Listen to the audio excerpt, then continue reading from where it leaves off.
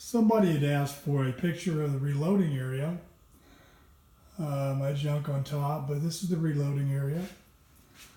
And that's more of the cleaning area.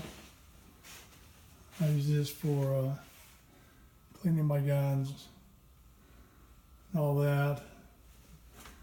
And this, of course, is nice little low mic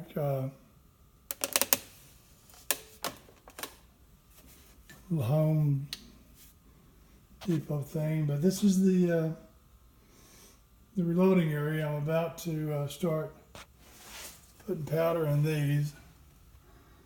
Just got them clean, capped, primed, and these are all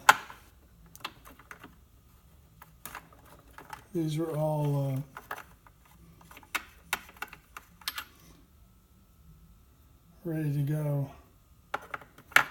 But anyway, this is it. I'll be using this 335 powder today and the 322. Check them out against each other. All right, there you go.